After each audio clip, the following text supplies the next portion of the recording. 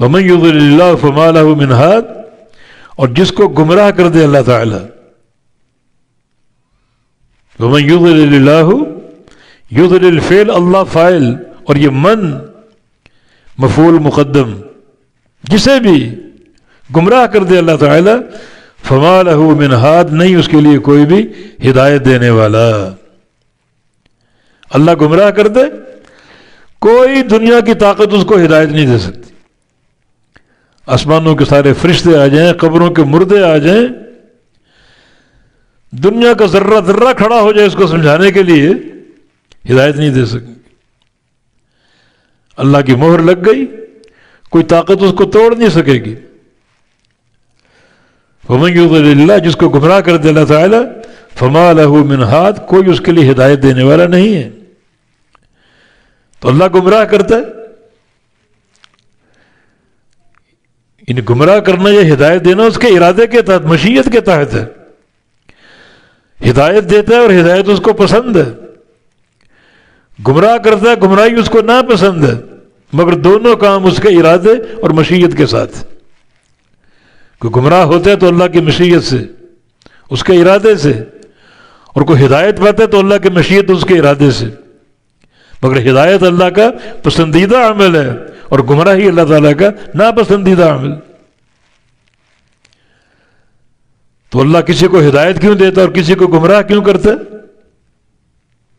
پہلی بات یہ کہ اللہ تعالیٰ نے دعوت بھیج کر حجت قائم کر دی ہے.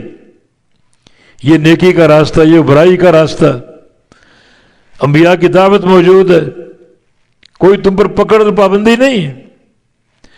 جیسے تقدیر کے امور میں سختی اور پابندی ہے، جو لکھ دیا ویسا ہی ہوگا، مگر یہاں اللہ نے آزادی دے رکھی.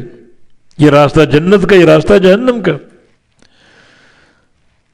پوری آزادی. اب ایک بندہ جنت کا راستہ چن لیتا ہے تو اللہ کی چاہت بھی یہ ہوتی. اللہ ایک بندہ جہنم کا راستہ چنتا ہے، اللہ کی مشیت بھی یہ ہوتی کہ یہ جنتی ہو اور یہ جہنمی ہو. وجہ کیا ہے؟ اللہ کو معلوم ہے جنت کا اہل کون ہے اور جہنم کا اہل کون ہے. جو جنت کا اہل ہے وہ کیوں ہے، اور جو جہنم کا اہل وہ جہنم کا اہل کیوں ہے، یہ اس کا راز ہے، یہ اس کی تقدیر. یہاں پہنچ کے خاموش ہو جاؤ، کوئی گفتگو نہ کرو، کوئی سوال جواب نہ کرو. اللہ کا علم، اس کی تقدیر، جس کا کسی کو علم نہیں، نہ کسی فرشتے کو، نہ کسی نبی کو.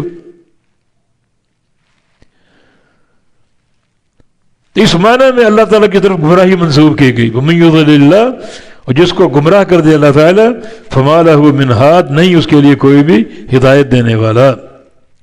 یہ ہاد کی تنکیر، تنوین، نکرہ، مانا کوئی بھی اس کو ہدایت نہیں دے سکتا.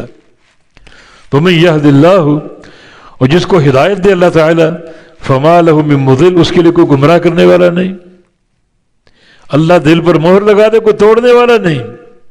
اور اللہ ہدایت دے دے، ہدایت پر پختگی دے دے، اسے کوئی گمراہ نہیں کر سکتا.